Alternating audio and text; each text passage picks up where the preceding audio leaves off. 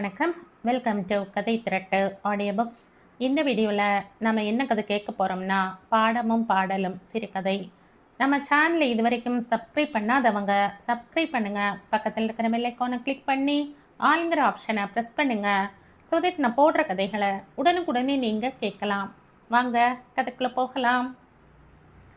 தேடி கண்டு கொண்டேன் திருமாலோடு நான் முகனும், தேடி தேடோனா தேவனை என்னுளே தேடி கண்டு கொண்டேன். தாம் உள்ளே நுழையும் போதே இந்த பாடல் காதில் விழுவது வேண்டுமென்றே தமக்கு செய்யும் அவமானம் என்ற வரதன் நினைத்தார். ஏன் சங்கரன், நான் இன்னைக்கு செஸ் ஆட வருவேன்னு தெரியுமோ இல்லையோ, அப்புறம் எதுக்கு இந்த பாட்டு? ஏன் இந்த பாட்டுக்கு என்ன என்றார் சங்கரன் அப்பாவி முகத்தோடு. திருமாலை குறைச்சு பாடினா எனக்கு பிடிக்காதுன்னு உங்களுக்கு தெரியும், இருந்தாலும் இதை பாடுறேன். இது நான் பாடலை சுவாமி, அப்பராவது லோயராவது எனக்கு பிடிக்காது. சங்கரனுக்கு ஜிவ்வென்று ஜுரம் ஏறியது. என்ன சொன்னேள்? அப்பராவது போதும். மாற்று தெய்வங்களை குறைவா பேசுறது என்ன பண்பாடோ? நீங்க தானே இப்போ அப்படி பண்ணது. திருமாலோடு நான்முகனும் காணா. சச்ச, அபச்சாரம். ஏன் உங்க ஆழ்வார் எங்க ஈஸ்வரனை குறைச்சு பாடலையோ? சிறியோர் சிவப்பட்டார்னும் இன்னும் பலதும் சொல்ற போது எங்களுக்கு எப்படி இருக்கும்? வரதன் மௌனமானார். இந்த சைவ சங்கரன் வைணவ இலக்கியங்களும் படித்திருக்கிறார். சமயம் பார்த்து தலையில் குட்டுகிறார். ஆனால் வைணவரான தமக்கு சைவ இலக்கியங்கள் பற்றி எதுவும் தெரியவில்லை பதிலடித்தர. ஒருவரை ஒருவர் முறைத்து கொண்டு விரைப்பாய் உட்கார்ந்தார்கள். இத்தனைக்கும் 2 பேரும் நண்பர்கள். சென்ற ஆண்டு காஸ்மோபாலிட்டன் கிளப்பில் முதல் முறை பரிச்சயம் ஏற்பட்ட ஒரு மாலை நேரத்தில் பரஸ்பரம் மரியாதை பாங்கில் பேசிக்கொண்டிருக்கையில் எதிர்பாராத 3 புதையல்களை கண்டெடுத்தார்கள். புதையல் ஒன்று இருவருக்கும் ஒரே டேட் ஆஃப் பர்த். இரட்டையராக பிறந்திருக்க வேண்டியவர்கள். இதில் ஒரு வசதி இருந்தது. 52 இப்போது யாரும் கிழம் என்றோ இல்லை சற்றே முதிர்ந்த கௌமாரம் என்றோ பரஸ்பரம் வாதிட்டு கொள்ள வேண்டிய அவசியம் இல்லை. புதையல் 2 இருவரும் செஸ் விளையாட்டில் நாட்டமுள்ளவர்கள், நன்றாக ஆடுபவர்கள். உரிய பருவத்தில் ஹார்லிக்ஸ் குடிக்க தவறியதால் சாம்பியனாய் வரும் வாய்ப்பை இழந்து விட்டோமே என்று ஆதங்கப்படுகிறவர்கள். புதையல் 3 இருவருக்கும் தமிழ் பக்தி இலக்கியத்தில் பெருத்த ஈடுபாடு. எத்தகைய அரிய ஒற்றுமை! மனசுக்குள் துள்ளி குதிக்கும் சந்தோஷம். ஆனால் சிறிது காலத்திலேயே தெரிந்து போயிற்று இது பூதம் காக்கும் புதையல் என்று. வரதன் வீர வைணவர், சங்கரன் வீர சைவர். என்ன சிக்கல் இது? அவர்களுடைய இலக்கிய விவாதங்கள் எல்லாம் ஏட்டிக்கு போட்டியாகவும் சூடு பறக்கும் சண்டையாகவுமே முடிந்தன. இது ஒன்றும் ஆச்சரியமில்லை. சங்கரனுக்கு காட்டன் மில்ஸில் பெரிய உத்தியோகம். வரதன் ஃபயர் ஒர்க்ஸ் நிறுவனத்தின் அதிகாரி. பஞ்சம் நெருப்பும் சேர்ந்தால் பற்றி கொள்ளாமல் என்ன செய்யும்? உங்களுக்கெல்லாம் ரொம்ப மிதப்பு வரதன். பாருங்களேன், நாராயணன், கிருஷ்ணன், ராமசாமின் எல்லாம் நாங்கள் பேரை வச்சுருக்கோம். உங்களில் மறந்துக்காவது ஒரு மகாலிங்காச்சாரியோ ஒரு சதாசிவ ஐயங்காரோ இருக்கிறதா விரலை மடக்க முடியுமா என்ற தாக்குவார் சங்கரன். பதில் சொல்ல முடியாத கேள்வி. உடனே வரதன் வேறு திசைக்கு பாய்வார். அது கிடக்கட்டும், உங்கள் சிவனே ராம பக்தர் தெரியுமோ இல்லையோ? ராமன்னு ஜபிச்சுண்டு பார்வதிக்கு ராமாயணத்தை பயபக்தியோடு சொல்கிறாருன்னு ஒரு ஐதீகம் உண்டு என்ற வேறையே வெட்ட பார்த்தார் வரதன் ஒரு சமயம். ராமேஸ்வரம் போய் பாரும், யார் யாரை வழிபடுறான்னு தெரியும் என்றார் சங்கரன் ரத்தின சுருக்கமாக. இருவரிடை தீவிழி பரிமாற்றம் நிகழும். இவர் நரசிம்ம அவதாரம் எடுத்தால் அவர் ருத்ர தாண்டவம் ஆடுவார். இதற்கு என்னதான் தீர்வு? கடைசியில் ஒரு ஒப்பந்தம் செய்து கொண்டார்கள். சதுரங்கம் விளையாட ஒருவர் வீட்டுக்கு மற்றவர் வரும் சமயங்களில் இலக்கியம் பற்றி பேசக்கூடாது. அப்படி பேசினாலும் சிவன், விஷ்ணு ஆகியவர் பற்றி பேசக்கூடாது. வேண்டுமானால் ஜிஹோவா பற்றி பேசலாம். இவ்வளவு முன்ஜாக்கிரதையாய் இருந்தும் இன்று இப்படி நேர்ந்து விட்டதே. வரதன் வருவதை கவனிக்காமல் சங்கரன் பாட்டுக்கு அப்பர் பெருமான் பதிகத்தை பாடிவிட்டாரே. நீள சோஃபாவின் 2 ஓரங்களில் சண்டை கோழிகள் போல் ஒருவரை ஒருவர் முறைத்தபடி அமர்ந்திருந்த 2 நண்ப வைரிகளை அகிலா வியப்புடன் மாறி மாறி நோக்கினாள். அகிலா சங்கரனின் அடுத்த வீட்டு பெண். 15 வயது. குட்டை தலைமுடியும் மேக்ஸி உடையுமாய் அடிக்கடி வருவாள். மாமா மனப்பாடமாய் கூறும் பழைய தமிழ் கவிதை பாடல்கள் அவளுக்கு பிடிக்கும். மாமி கொடுக்கும் டிகிரி காஃபியும் பிடிக்கும். அகிலாவின் தமிழ் பற்று. அவள் வீட்டில் அனாதை குழந்தை சோம்ஸ் என்னும் சோமஸ்கந்தனாகிய அவள் தந்தை எப்போதும் வீட்டில் கூட அவளுடன் ஆங்கிலத்தில் தான் பேசுவார். அம்மா லோசினி தமிழில்தான் பேசுவாள் என்றாலும் தன் ஆங்கிலத்தை கணவனிடம் திருத்திக் கொள்வதிலேயே அவளுக்கு பாதி நேரம் போய்விடும். கணவனோடு வெளிநாடு செல்லும் சந்தர்ப்பங்களில் சரியான ஆங்கில அறிவு இல்லாமல் சங்கடமாகி விடுகிறது. சோம்ஸ் ஒரு பன்னாட்டு வர்த்தக நிறுவனத்தின் பெரிய புள்ளி. வருஷத்தில் பாதி நாட்கள் வெளிநாடுகளில் அவசியம் இருந்தாலும் இல்லாவிட்டாலும் சுற்ற கிளம்பி விடுவார். எல்லா உலக நாடுகளுக்கும் போய் வருவது போல் இந்தியாவுக்கும் விஜயம் செய்வார் என்ற வேறொரு இந்தியரை பற்றி சொல்லப்பட்ட வாசகம் இவருக்கும் பொருந்தும். ஜெனிவாவும் சான் பிரான்சிஸ்கோவும் தெரிந்த அளவுக்கு அவருக்கு சேலமும் திருச்சியும் தெரியாது. இத்தகைய சோம்ஸ் தம் ஒரே அருமை மகள் உயர்தர ஆங்கில மீடிய பள்ளியில் சேர்ந்து படிப்பது பற்றி பெருமைப்பட்டாலும் இரண்டாம் மொழியாக அவள் தமிழை தேர்ந்தெடுத்த போது ஏமாற்றமடைந்தார். ஒரு பிரெஞ்சோ ஜெர்மனோ எடுத்துக்கொள்ளக்கூடாதா? சோம்ஸின் தகப்பனார் விஸ்வநாத சர்மா ஆண்டுக்கு ஒரு முறை கிராமத்தில் இருந்து வந்து கொண்டிருந்தார். அவர் சிறந்த தமிழறிஞர். அவர் சொன்ன சில பக்தி பாமாலைகளை கேட்டுத்தான் அகிலாவுக்கு முதலில் தமிழ் பாக்களில் சுவை தட்டியது. அவர் காலமான பிறகு அடுத்த வீட்டு சங்கரன் அங்கிளுக்கும் தமிழ் இலக்கிய புலமை உண்டு என்பதை அறிந்து இங்கு வர ஆரம்பித்தாள். வீட்டிலேயே ஏதாவது தெரிந்து கொள்ளலாம் என்றால் வழி இல்லை. அப்பாவின் பிரம்மாண்டமான லைப்ரரி மொத்தமும் ஆங்கில நூல்கள். இத்தாலிய மொழியிலும் கூட ஒரு நூல் இருந்தது. வாக்குவாதம் நின்றதில் அகிலாவின் முகம் தொங்கி போயிற்று. புது பாடல் ஒன்றும் கிளம்பவில்லையே. நீடிக்கும் மௌனம் சங்கரன் கட்சிக்கு பலம் சேர்க்கிறதோ என்று பயந்து வரதன் சட்டென்று உயிர் பெற்றவர் போல் நிமிர்ந்து உட்கார்ந்தார். விபூதிக்காரரை ஜெயிக்க விடுவதா? சரி, நாயனார் திருமாலை அப்படி பேசினதுக்கும் ஆழ்வார் சிவனை இப்படி பேசினதுக்கும் ஒன்றுக்கொன்று சரியா போச்சு. அதுக்கு என்னப்ப? சங்கரன் சிரித்தார். நன்னா சமாளிக்கிறீர் மிஸ்டர். ஆனால் விஷ்ணு பேரை சொன்னாலே மெய் மறந்துதான் போகணும். திருமங்கை ஆழ்வார் என்ன சொல்லியிருக்கார் தெரியுமோ? சூத்திர மாதிரி ஒரு வரியில விஷயத்தை பிட்டு வச்சிட்டார் மன்னர். நலந்தரும் சொல்லை நான் கண்டுகொண்டேன் நாராயணா என்னும் நாமம் என்ற விஷயத்தை திருப்திகரமாய் முடித்துவிட்ட தோரணையில் சொல்லி பெருமிதமாய் சாய்ந்து உட்கார்ந்தார் வரதன். நாமக்காரரை ஜெயிக்க விடுவதா?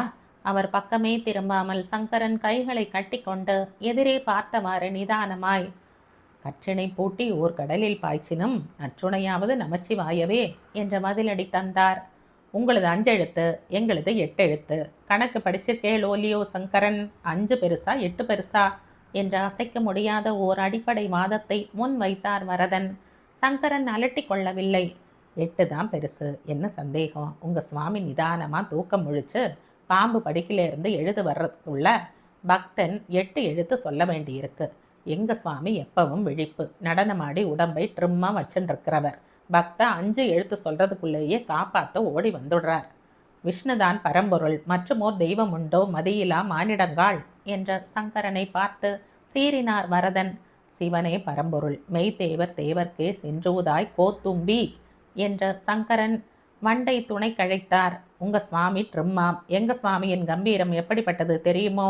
தூக்கத்திலிருந்து எழுந்திருக்கிறவர்னு கிண்டல் பண்ணுறேளே, அப்படி எழுந்திருக்கிறதைத்தான் ஆண்டாள் மோகிச்சு போராப்புல வர்ணிச்சிருக்காள்.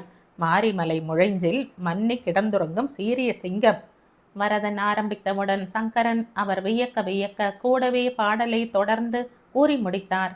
பிறகு சொன்னார், அழகான கவிதை, ஆனால் வெளிவர்ணனை. பெண்ணாகி ஆணாய் அலியாய் பிறங்குழி சேர் விண்ணாகி மண்ணாகி இத்தனையும் வேறாகி என்கிற எங்க மணிவாசகரின் தத்துவ உயர்வு உங்க ஆண்டாள் கிட்ட உண்டா? அகிலா பலமாய் கை தட்டினாள். சபாஷ், சரியான போட்டி. அண்மையில் டிவியில் பழைய திரைப்படங்கள் நிகழ்ச்சி பார்த்திருந்தாள். ரொம்ப ஜோரா சண்டை போடுறீங்க மாமா 2 பேருமே, இன்னும் போடுங்களேன் ப்ளீஸ். போதும்டி கண்ணே, சமத்து சொற்றது என்று சொல்லிக்கொண்டே மாமி ஒரு தட்டில் 3 டம்ளர் காஃபியோடு வந்தாள். காந்திமதி மாமி உயரமாய், அதற்கேற்ற உடல் வாகோடு கம்பீரமாய் இருப்பாள். நட்பும் அறிவும் நிறைந்த கண்கள், சாந்தமான தணல்கள். ஆளுக்கு ஒரு டம்ளர் காஃபி கொடுத்து விட்டு சண்டை கோழிகளிடம் சொன்னாள், கோபத்தை எல்லாம் முதல்ல 2 பேரும் காப்பியால் ஆத்திக்கோங்கோ, அப்புறம் செஸ் விளையாடுங்கோ. ஏன் மிஸ்டர் வரதன், நீங்கள் செஸ் விளையாடத்தானே வந்தேள், இல்லை இவர் கூட சிண்டை பிடிச்சுக்க வந்தேளா? சிண்டுன்னா என்றாள் அகிலா. சாரி மிஸ்ஸஸ் சங்கரன், இன்னொன்று தெரியுமோ உங்களுக்கு? சிவனும் விஷ்ணுவும் ஒரே தெய்வத்தின் 2 வடிவங்கள் என்கிற அர்த்தத்தில் உங்கள் பொய்கை ஆழ்வாரே பாடியிருக்கார். வீட்டுக்கு போனதும் முதல்ல அதையெல்லாம் படித்து பாருங்கோ. வரதன் திடுக்கிட்டார். இப்போது பொய்கை ஆழ்வார் மேல் கோபம் வந்தது. எப்படி அவர் இந்த மாதிரி ஒரு ஸ்டேட்மெண்ட் உருவாக்கலாம்? அந்த பாடல்களை தாம் படிக்கவில்லையே. இப்படி ஒரு மகாலிங்காச்சாரி இருந்திருக்கிறாரா? காஃபி டாப்ஸ் மாமி என்றாள் அகிலா. Bru instant Gurkha. நீ கொஞ்ச நாள் டிவி பார்க்காம இறேன். வரதனால் உடனே காஃபி அருந்த முடியவில்லை. பொய்கை ஆழ்வார் கழுத்தை அமுக்கிக் கொண்டிருந்தார். சிவனே விஷ்ணுவின் தங்கையை கல்யாணம் செய்து கொண்டப்புறம் நீங்க 2 பேரும் எதுக்காக அடிச்சுக்கிறேள் என்றாள் காந்திமதி மாமி சிரித்து கொண்டே. What you mean Mrs Siva is Vishnu sister? Akila கண்களை விரித்தாள். மிஸ்ஸஸ் சிவாவா? உள்ளவா, உதைக்கிற உன்ன என்றாள் மாமி அவளிடம். ஸ்வீட் மாமி. அகிலா மாமியை கட்டி கொண்டாள். மாமி அவள் கன்னத்தை செல்லமாய் தட்டி கொடுத்துவிட்டு உள்ளே போனாள். கண்ணனையே காண்க இரு கண் என்று கூறியமாறு வரதன் காஃபியை பருகிறான். கண்கள் காண் மின்களோ கடல் நஞ்சுண்ட கண்டன் தன்னை என்று சொல்லியபடி சங்கரன் காஃபி அருந்தினார். பிறகு எல்லோருடைய காலி டம்ளர்களையும் எடுத்துக்கொண்டு இதையெல்லாம் கொண்டு போய் வச்சுட்டு செஸ் போர்டு எடுத்துட்டு வரேன் என்று சொல்லி உள்ளே போனார். அவர் தலை மறைந்ததுமே அகிலா எழுந்து வந்து வரதனின் அருகில் உட்கார்ந்து கொண்டாள். குரலை இறக்கி அந்தரங்கமாய் பேசினாள். அங்கிள், அந்த அங்கிளுக்கு எவ்வளவு சைவ கர்வம் பார்த்தீங்களா என்றாள் ஆங்கிலத்தில். ஆமாம்மா, ஒன்று செய்யுங்க. உங்களிடம் இருக்கும் வைஷ்ணவ பக்தி இலக்கிய பாடல்களை எல்லாம் கொண்டு வந்து நாளை சாயங்காலம் என்னிடம் கொடுங்கள். பக்கத்து வீட்டில்தான் இருக்கிறேன். Door number 60. மைதவே, அது உங்கள் வயசா? வரதன் அதிர்ந்து, சேச்சா, எனக்கு ஒன்றும் அவ்வளவு வயசில்லை என்ற வெள்ளை இழையோடும் தம் தலைமுடியை அவசரமாய் விரல்களால் கோதிக்கொண்டார். அதையெல்லாம் வைத்து அவரை எப்படி மாதத்தில் மடக்கலாம் என்று நானும் யோசனை பண்ணி உங்களுக்கு உதவ பார்க்கிறேன். பாடல்களையெல்லாம் ஆற அமர படித்து பாயிண்ட்ஸ் எடுக்க உங்களுக்கு பாவம் நேரம் எங்கே இருக்கும்? ஆஃபீஸ் போகிறவர். வரதன் நன்றியில் நெகிழ்ந்து போனார். ரொம்ப தேங்க்ஸ்மா. சின்ன பொண்ணாக இருந்தாலும் வைஷ்ணவத்துக்கு உதவுகிற புத்திசாலியாக இருக்கையே நீ. சொன்னபடி நிறைய ஆழ்வார் பாசுரங்களும் வேற விஷ்ணு துதிகளும் கூட கொண்டு வந்து தர. அந்த மனுஷனை ஒரு கை பார்த்துடலாம். Very good. ஒரு நிமிஷம் அங்கிள், அவசரமா டாய்லெட். அகிலா உள்ளே ஓடினாள். சதுரங்க பலகையும் காய்களும் எடுத்துக்கொண்டு வந்து கொண்டிருந்த சங்கரனை பாதி வழியிலேயே தடுத்தாட்கொண்டாள். குரலை தாழ்த்தி அந்தரங்கமாய் பேசினாள். அங்கிள், அந்த அங்கிளுக்கு எவ்வளவு வைஷ்ணவ கர்வம் பார்த்தீங்களா என்றாள் ஆங்கிலத்தில். ஆமாம்மா, ஆனாலும் சிவனை ரொம்பத்தான் குறைவாய் மதிக்கிறார். அவருக்கு ஒரு பாடம் கற்பித்தே ஆகணும். நிச்சயமா. நீங்கள் ஒன்று செய்யுங்க. உங்ககிட்ட இருக்கிற நிறைய சைவ பக்தி இலக்கிய பாடல்களை கொண்டு வந்து நாளை காலை என்னிடம் கொடுங்கள். அதையெல்லாம் வைத்து அவரை எப்படி வாதத்தில் மடக்கலாம் என்று நானும் யோசனை பண்ணி உங்களுக்கு உதவ பார்க்கிறேன். அவரை மடக்க எனக்கு ஒரு பொடுசு உதவி பண்ணணுமோ? சிவபெருமான் உதவுவார். ஆனால் சிவபெருமான் செக்ரட்டரியாய் வரமாட்டாரே. என்னை உங்கள் செக்ரட்டரி என்று நினைத்து கொள்ளுங்கள். பாயிண்ட்ஸ் எடுத்து வைக்கிறேன். உங்களுக்கு இதற்கெல்லாம் நேரம் ஏது? பாவம் ஆஃபீஸ் போகிறவர். நான் இங்கிலீஷ் பேசுவதால் என் தமிழ் அறிவை என்னமோன்னு நினைக்க வேணாம் அங்கிள். விஸ்வநாத சர்மா பேத்தியாக்கும். தாத்தா சொன்ன பாட்டுக்கள் நான் கேட்டிருக்கேன். ஆங்கிலத்தில் இருந்து தமிழுக்கு தாவினாள். அருட்ஜோதி தெய்வம், என்னை ஆட்கொண்ட தெய்வம், என்னை ஆண்டு கொண்ட தெய்வம், அம்பலத்தை ஆடுகின்ற ஆனந்த தெய்வம். பலபல, நீ இத்தனை தமிழ் இலக்கியம் தெரிஞ்சவளா? அப்போ சரி, கட்டாயம் தேவார திருவாசக நூல்களும் எங்கிட்ட உள்ள வேறு சைவ இலக்கியங்களும் கூட நாளை காலை உன் வீட்டில் கொண்டு வந்து கொடுக்கிறேன். அந்த மனுஷனை ஒரு வழி பண்ணிடுவோம். அன்றிரவு அகிலா படுக்கையில் படுத்த போது எண்ணங்கள் இதமாயிருந்தன. பள்ளியில் தமிழ் மிஸ் சிறப்பு அசைன்மெண்ட்டாக மாணவ மாணவிகளுக்கு ஒரு பணி இட்டிருந்தார். பழந்தமிழ் பாடல்களில், குறிப்பாக நாயன்மார் ஆழ்வார்கள் பக்தி இலக்கிய பாக்களில் எத்தனை முடியுமோ படித்தோ கேட்டோ எழுதி கொண்டு வர வேண்டும். 10 நாள் அவகாசம். பாடல்களின் எண்ணிக்கைக்கேற்ப ஒவ்வொரு அசைன்மெண்ட்டுக்கும் மதிப்பெண்கள் உண்டு. அவை ஆண்டு தேர்வில் கணக்கில் எடுத்துக்கொள்ளப்படும். ஆங்கில பள்ளி கல்வி என்றால் தாய்மொழியையும் இந்திய கலாச்சாரத்தையும் புறக்கணிப்பதல்ல என்று நிரூபிக்க வேண்டும் அந்த அம்மையாருக்கு. அகிலா முதலில் திகைத்தாள். யாரிடம் அறிவது தமிழ் பாக்களை? அவளுக்கு தாத்தா கூறி கேட்ட ஒரு சில பாடல்களுக்கு மேல் தெரியாது. அப்பா மூச்சு விடுவது ஆங்கிலத்தில், அம்மா தமிழ் பேசுவாள். வெகுஜன தமிழ் இதழ்கள் படிப்பாள்.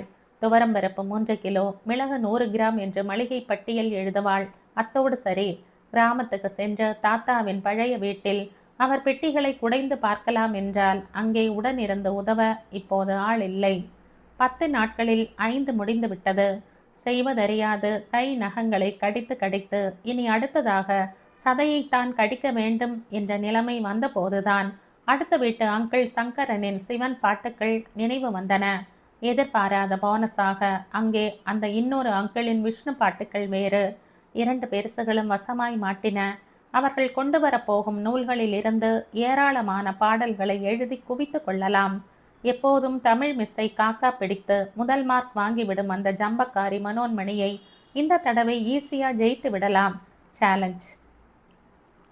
You just wait and see what I am going to do, man. கண்கள் தூக்கத்தில் செருகிய போது அந்த இனிய எண்ணத்தை இன்னும் அதிக நேரம் விழித்திருந்து சுவைக்க முடியாமல் தூக்கம் வந்து தொலைக்கிறதே என்று வருத்தமாயிருந்தது. கணையாழி இதழில் 1996ஆம் ஆண்டு வெளிவந்த சிறுகதை இது. இந்த கதை உங்களுக்கு பிடிச்சிருந்தா லைக் பண்ணுங்க, ஷேர் பண்ணுங்க, சப்ஸ்கிரைப் பண்ணுங்க. மற்றும் ஒரு இன்ட்ரெஸ்டிங்கான கதையோட அடுத்த வீடியோவில் சந்திப்போம். பாய். தேங்க்யூ.